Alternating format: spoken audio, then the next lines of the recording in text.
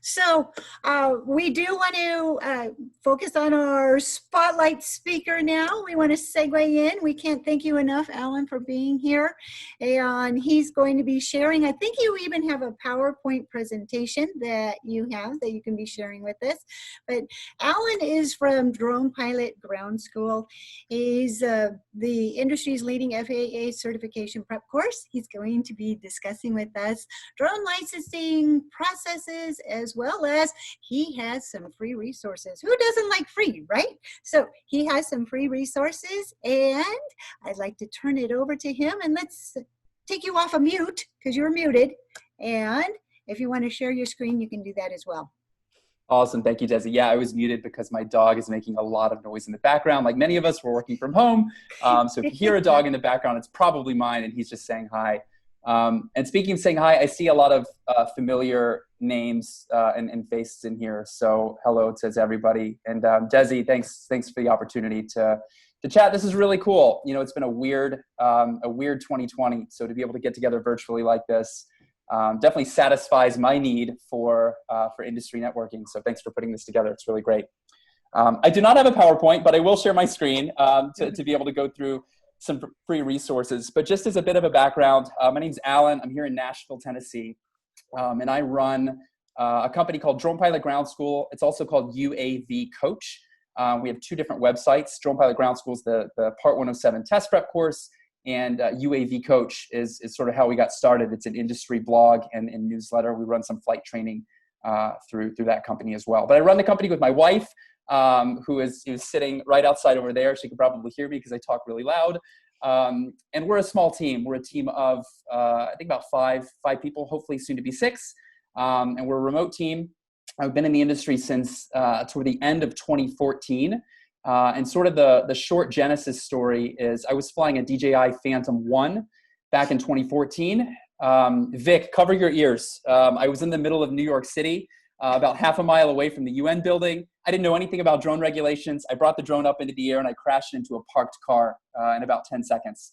And, who knows what kind of airspace rules I was breaking at the time. Certainly could have been arrested for reckless endangerment. There were people walking on the sidewalk and I felt awful. I actually had trouble sleeping that night and started researching, the drone industry and realized that at the time, all these people were buying drones, but I couldn't find any information online about training or the certification process or how to do this safely, legally. I called up a couple of law enforcement officers and I didn't get any good information. So decided to kind of start a blog and explore the industry. And over a period of years, that blog turned into a business. So kind of turned my passion into a full-time business. And the big shift for us was, we were publishing information about the industry, what was happening. And I started hopping on the phone with a lot of our email subscribers, and I heard this resounding need for training. Everybody wanted to know how to fly safely. Everybody wanted to follow the rules. So that's sort of the direction that we headed in. And our mission as a company to kind of help push the drone industry forward in a safe and responsible way. So let me share my screen here.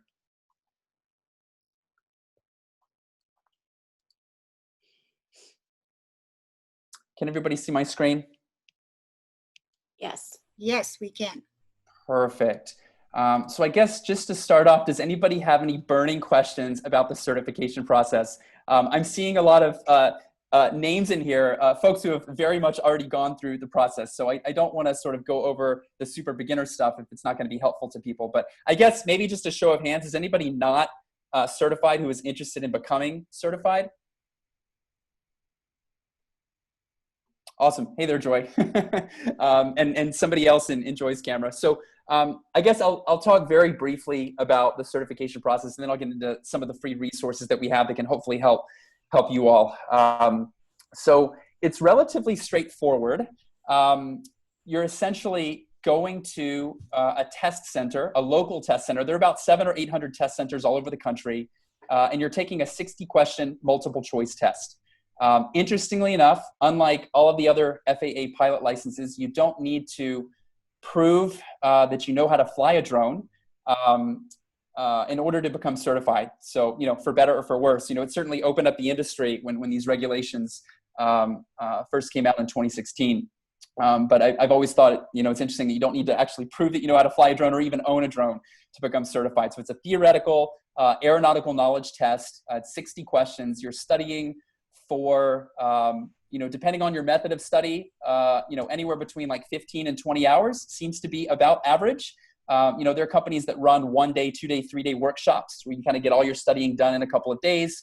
Our online course over at Drone Pilot Ground School, most students take about 15 to 20 hours to get through it.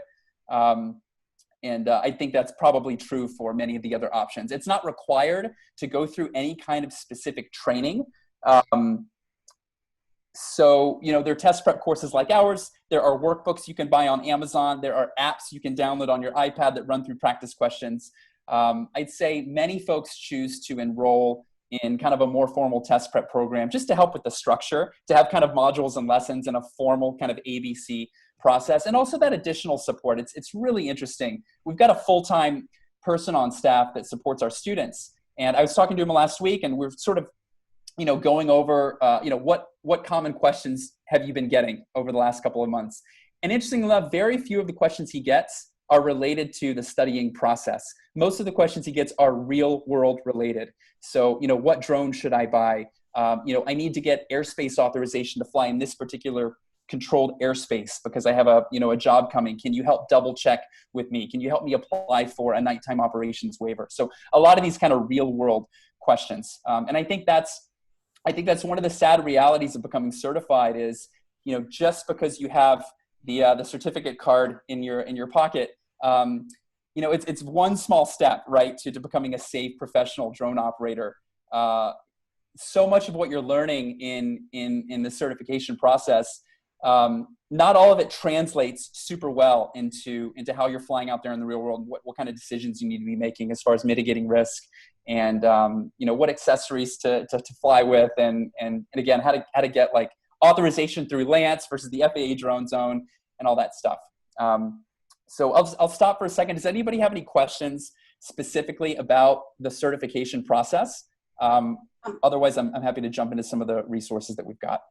I have a question. Do you know any information about the renewal test that comes up? Yeah, so you do have to renew your license renew your certificate every 2 years. So every 24 months, you're going back to a test center and you're taking a similar multiple choice exam. So it's a different SKU. It's not the initial exam, it's the recurrent exam. So instead of a 60 question test, it's a 40 question test.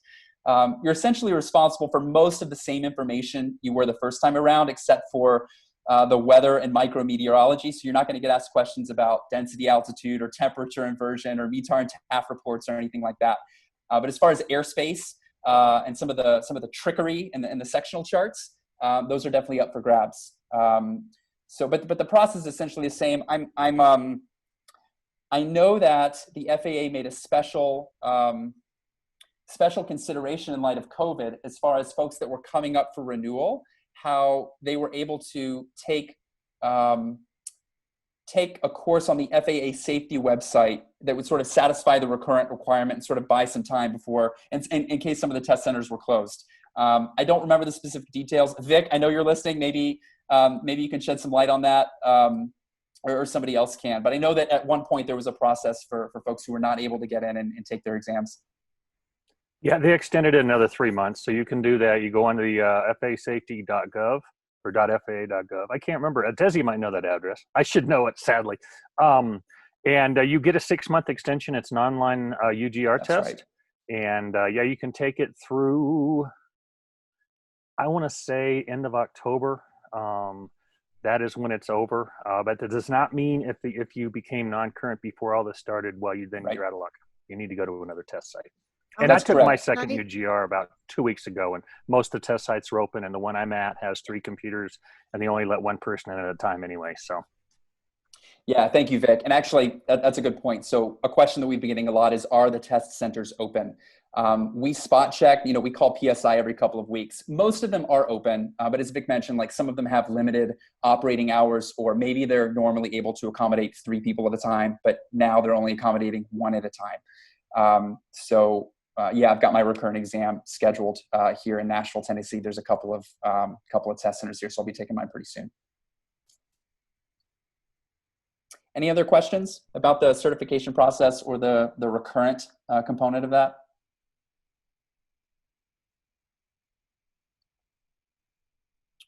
Cool. So as far as some of the resources that we offer, I'll start over at UAV Coach. So it's a free industry newsletter. We send it out every Saturday morning. We typically write 3 articles per week. So, when new products come out or when there are new regulations, most of the content is US centric, but we do share what's happening around the world as well. We've got a really interesting story this week about how drones are being used to hunt landmines. It's just a really, really cool system that's being used and case study for how this technology can be used. So it's funny, when we committed to doing a weekly newsletter a couple of years ago, I was really worried because, how are we going to have something to write about every single week? It's a small industry, are drones a fad? Are they only going to be used for this thing? And now there's no shortage of things to write about. So we have to constantly cut what we're writing about each week. So if you go to uavcoach.com, this guides section up here, I'm just going to call out a few guides. One is this drone jobs guide. My team spent dozens of hours, looking at different industries and really trying to understand not just how drones are being used, but specific case studies and what systems are being used and how much folks are making, flying drones in construction versus real estate versus journalism. So this is a really helpful kind of introductory guide to understand sort of how drones are being used in all these different industries. So many folks find this to be helpful. We also have a guide to insurance. The FAA does not require any kind of liability or hull insurance. Some folks don't even know what the difference between liability and hull insurance is, and whether or not they need to buy that DJI insurance or they need to sign up with, a Skywatch or a Verifly or a droneinsurance.com. So we kind of run through the basics in this long form guide. Interestingly enough, I know certain states do require some kind of insurance. And obviously, if you are flying for certain types of clients, they would more often than not, require some kind of minimum level of liability insurance. I was doing a shoot here in Nashville, very simple project, but the client wanted $5 million in liability coverage. So I think I signed up through Skywatch and paid $40 or $50 for the hour that I was in the air to get that coverage. So guide to insurance. We maintain a directory of drone laws organized by country and by state. So if you're traveling outside of the US and you're looking for information about drone laws in, I don't know, where are we flying to? Tahiti? Maybe somebody wants to go to Tahiti after this pandemic slows down. You're looking for that beach getaway.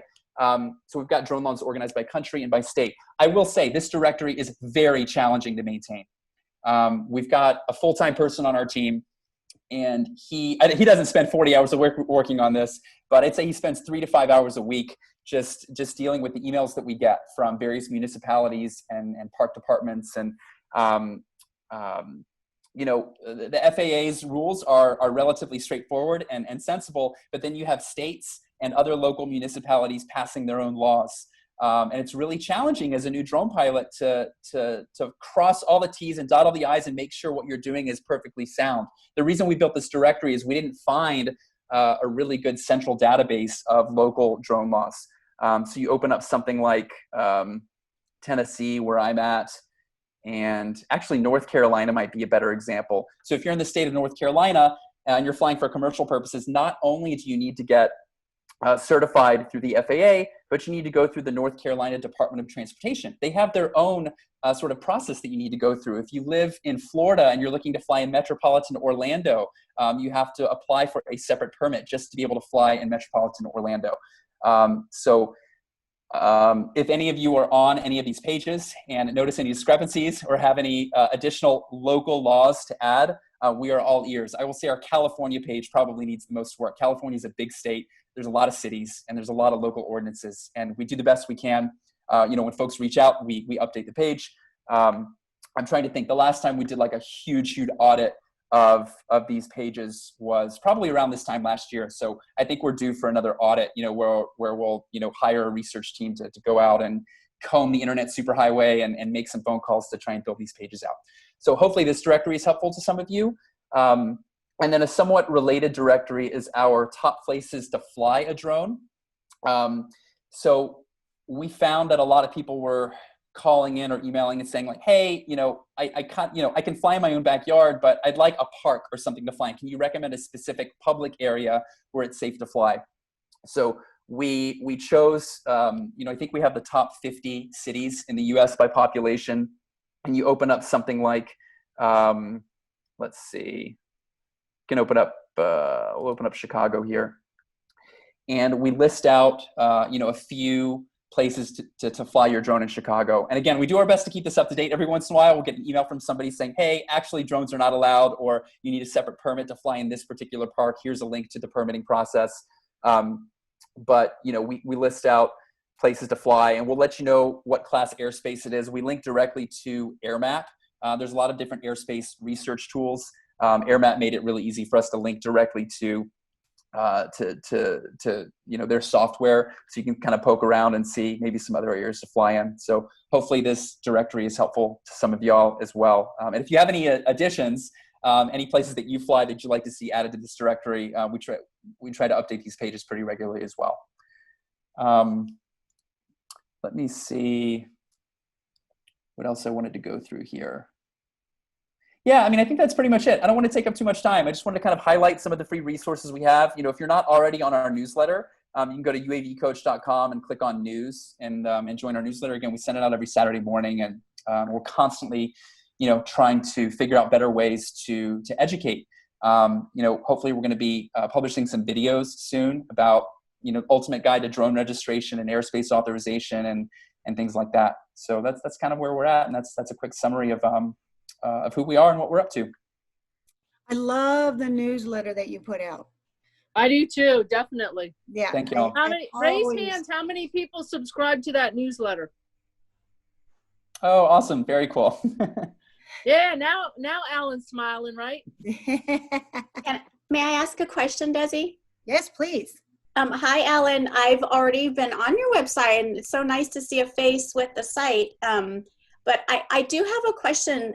What always throws me when you're like researching a new area, or you want to, fly correctly and follow, how do you go about digging in and finding what the local ordinances are? Like, where do you start at? Like, who do you call first, or where do you look at first? Because I sometimes feel like that's like secret information, but it's, where do you start that search at? Yeah, that's a great question. I'll typically start with an airspace research app. So an AirMap or a Kitty Hawk. I think those are, two of the more popular airspace research tools. There's online tools as well that'll show you the actual sectional chart. So kind of the raw data from the FAA. That's a good place to start to understand the FAA rules. So like a VFRmap.com or a skyvector.com, those can be helpful. So I'll start there, and then I'll kind of like zoom in. So, sometimes in AirMap, you'll have local rules that are kind of built in to what you're seeing. So as an example, like here in Nashville, Tennessee, we have Vanderbilt University. And I was looking, sometime last year, like, hey, am I allowed to fly on Vanderbilt University's campus? Like, obviously, as a best practice, I'd probably call up the university and let them know. But like legally, I'm allowed to fly here. So I pulled up AirMap, and not only was it showing me kind of the controlled airspace from the FAA's perspective, but Vanderbilt has its own kind of local ordinance that if you're flying on Vanderbilt University's property, you need to check in with this one specific person. And that was built right into the airspace research tool, AirMap. So I always start there. I will Google as well. If it's a park, as an example that I've never been to, that park has a website. That website likely has some kind of search functionality. So I'll type in drone, I'll type in UAS, I'll go to the park's policies to see if they have any model aircraft policies. Often I'll pick up the phone. People have varying degrees of perspective on this, as far as like, some people feel like they need to get permission. They need somebody to tell them, yes, it's okay, you can fly here, before they're allowed to fly here. Other times people, what's the expression? Don't ask for permission, beg for forgiveness, right? Like I know people who will go and fly at a park and it's in Class G uncontrolled airspace, and if somebody taps them on the shoulder and says, hey, you're not actually allowed to fly here, they'll land their drone and they'll ask, to see some kind of ordinance and apologize and walk away. I generally try to cross the T's and dot the I's and make sure what I'm doing is legit. So that often involves just picking up the phone. Very often there is not a policy in place. And if there's not a policy in place and you're in Class G uncontrolled airspace, I would personally feel comfortable flying there if there's not other airspace considerations. I will also, if it's a location I've never flown before, particularly like in a different city, I'll look at Google Maps and Google Earth and really try to understand like all the sensitive areas that might be around, whether it's a playground or a park with a path where there might be a lot of dogs or children, schools, penitentiary systems. Even though it's Class G and I'm allowed to fly there, I want to understand, are there helicopters close by? Are there small private airstrips close by? So it's not a science, right? There's not like one database you can go to where you're going to get a thumbs up. It's more of an art. And I think the more you do airspace research and the more you get out there and fly, the stronger processes you'll develop as far as, just gaining that confidence and knowing if you can fly somewhere. That's a great question, Roseanne. Yes, it was. And I don't know if anybody else has any And a tips great when it comes to answer. airspace research. That is one of the most difficult things, is that deep dive beyond even the FAA side of things. How do you find out the city's ordinances? And it does take a deep dive into sometimes looking into the city specific. Mm-hmm. And just as an example, like I ran into an issue, this shoot that I did a couple of months ago. I was asked to inspect this water tower. There's some construction being done, and they wanted some aerial like orbits and stuff of the area for marketing purposes. And I did as much research as I could ahead of time. I'd never been out to this site before. I parked the car, I brought the drone up, and I realized the trees were so tall based on where I had parked the car that I had no line of sight. I really couldn't fly my drone where I needed to fly it. So I had to actually park in like 4 or 5 different spots to be able to get the shots that I wanted to get. And it was quite annoying. And maybe if I had done a little bit better research ahead of time, I would have known exactly where to park and would have been able to anticipate my line of sight issues. Maybe, but sometimes you get out Maybe, there and that's what I say. Yeah, they're not updated. that's right. That too. Maybe, that's right. That's a big maybe, right? Yeah. Mhm. So thank you so much. Are there any last minute questions? I live in Philadelphia, and we have a lot of tight spaces, a lot of trees. It was so different than when I was flying out in Cali. But, it's great because I have a lot of students, Alan, and I just love sharing I always tell people to sign up for UAV Coach.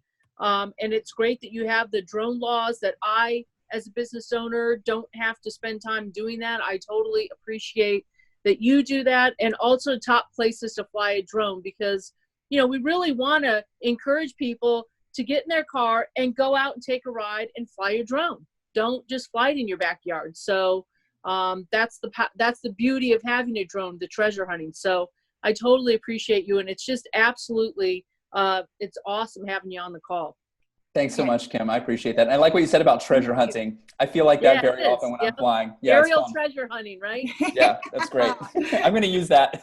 Yes. Yeah. Awesome. Well, thank you so much for sharing with us today, and a lot of really good information. I did post your information into the chat a couple times. If anybody else wants to put their information in there, don't forget you can save the chats. If you have something specific, Ellen, that you wanted to put in there, go ahead and throw that into the chat. But I did put the link and your email and all that contact information in for you. Good. I was going to share my email, so that's great. Thank you. Okay, so if there's anybody else wants to put their information in there, we can save the chats, but we got a couple of thank yous coming in. A lot of people Thanks, Alan, for that information. Thank you. Thanks. Good so to see you, much. Sharon. So we're going to go off to the breakout rooms. I asked Jennifer Pigeon to be the room host for one. And I've also asked if Carolyn, if you could be the room host for one. And I'm going to go ahead and, hey, we hear your puppy. We're going to go ahead and open up the rooms, all right?